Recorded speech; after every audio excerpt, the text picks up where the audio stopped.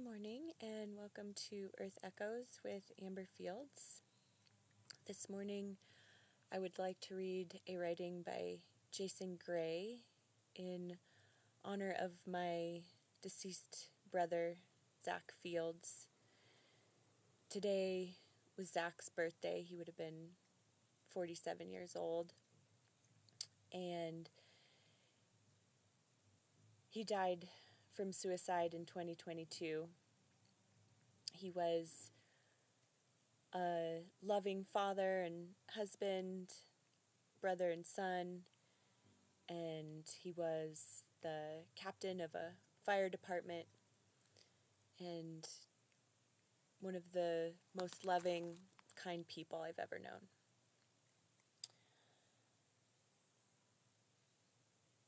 This piece is titled The 7 Minutes After Death by Jason Gray. There is a pocket of time after the last breath, a small, impossible corridor that lasts 7 minutes and contains an entire universe. You are living it now, not as punishment, not as reward, but as a final, surgical lesson, the unmaking of the self, so the soul may remember itself without the scaffolding of a life. Minute 1, the quieting of noise. The world retracts like a snapped film. The tick of the clock, the ache of the joints, the unfinished sentences, every ordinary insistence that once shaped your attention loses gravity.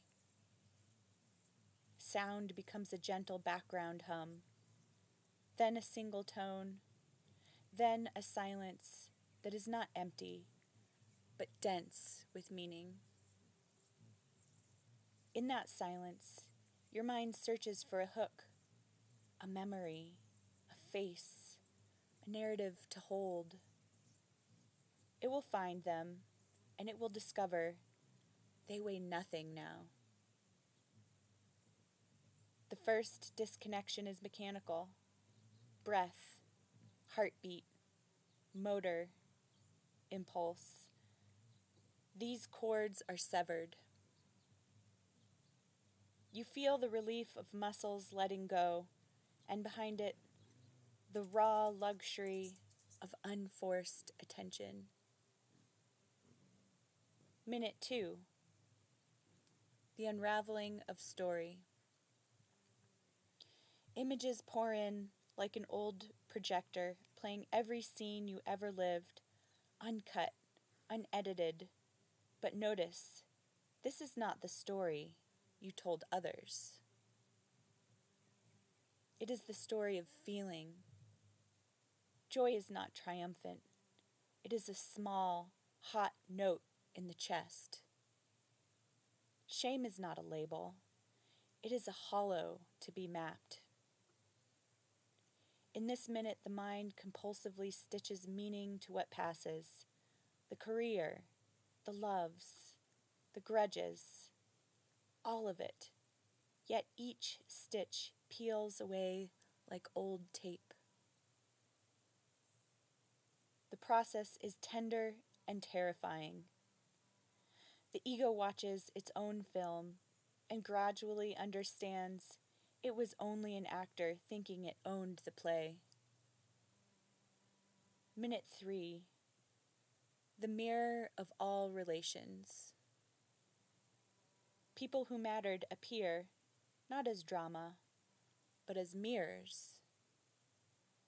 You see yourself reflected in the eyes of your mother, your first lover, your enemies, the passerby you ignored. With each encounter, a subtle exchange happens. You release a need. They release a need. 1,000 tiny cords. Loyalty, blame, expectation. Untie. You will not be asked to forgive. You will be asked you will be given permission to dissolve. This minute is a diplomacy of release. There is no judgment, only the quiet logistics of disentangling attachment. Minute 4. The weight of identity fades. Names and titles lose heat. Father, carpenter, sinner, saint. These words become translucent. You feel the slow evaporation of the narrative self, the composite of decisions, defenses, and labels that hardened into identity. As they dissolve, what remains is a raw pattern, the way you loved, the shape of your curiosity, the hardness you used to hide pain. These are not shameful relics, but footprints, data for the soul to remember how it moved. The disconnection is surgical here. Habits that once defined you fall away without drama. You are lighter, and at the same time, infinitely more present. Minute 5. The audit of intent. This is the heart of the 7 minutes. The audit. Not a list of sins, but an inventory of intent. You feel why you acted, what you hope to gather from each action, and whether that hope was born of love or fear. Intent lights the map. Consequence shades it. This minute is merciless in its clarity. The soul is shown how much of a living was a chase for confirmation, how much was a reaching for communion. You are not punished. You are informed. Knowledge folds into you like the closing of a book that finally makes sense. Minute 6. The dissolution of the scene. The dreamlike world that felt like a full life loosens its cinematic grip. Details blur, then collapse into archetype. Houses become thresholds. Jobs become lessons. Children, images of the world you shaped, step aside as you step through. It seems like a full-blown life because life was, in its way, full. But fullness is not the same as substance. Here you see the architecture of illusion, the scaffolding of status, the theater of identity, the props of fear. One by one, you remove them as a traveler sheds layers in the heat. There is gratitude now, strange, fierce, for the roles you performed.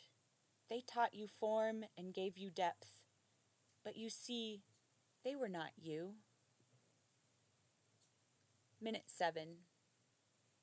The threshold of the return.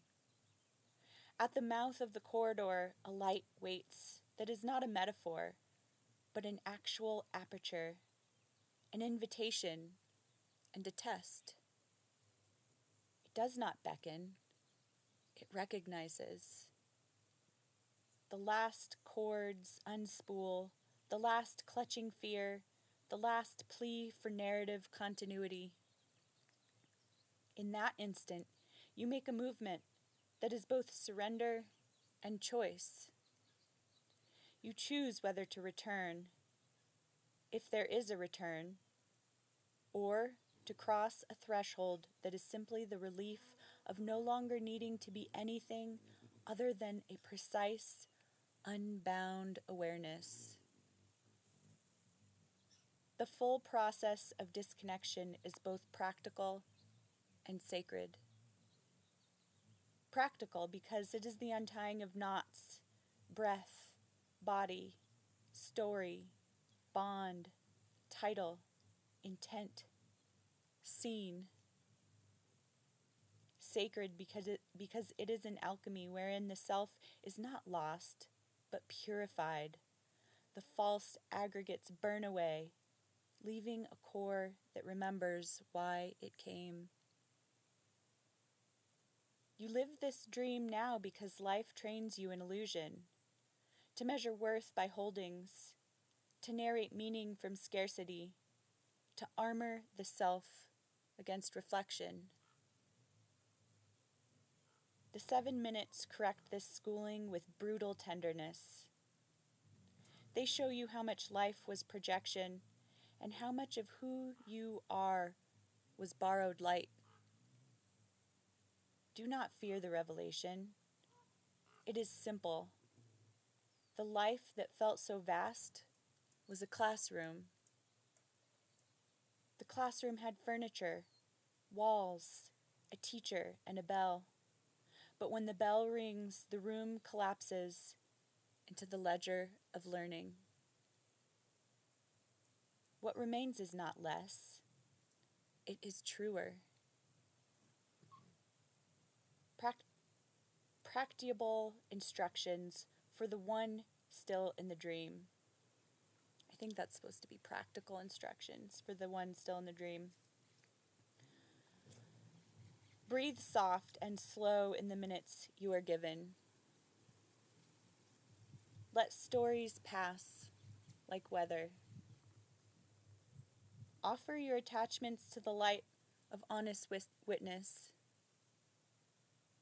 See faces not as wounds, but as mirrors returning your reflection. Keep your hands open. You will not be asked to solve what you could not while bound by fear. You will be asked only to be present enough to let go. You are living in this dream because the world teaches you to believe permanence. The 7 minutes teach you the opposite, that liberation is a sequence, precise and inevitable, and that the goal was never to hoard identity, but to return to the clarity beneath it. When it ends, you will not be less. You will be less complicated and more whole. You will remember why you chose the lesson and where true belonging has always been, not in what you held, but in the flame that watched you hold it. Jason Gray.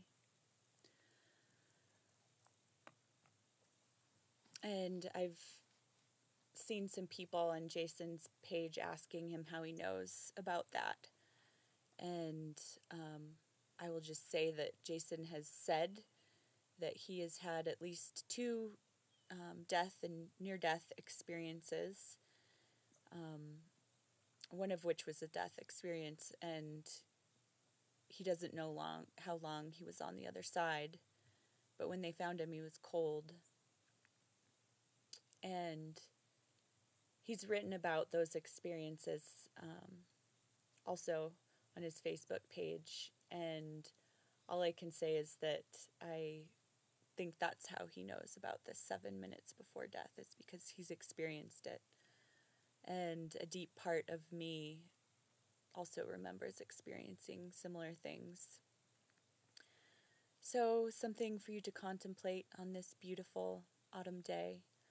And I hope you do have a beautiful day. Thank you.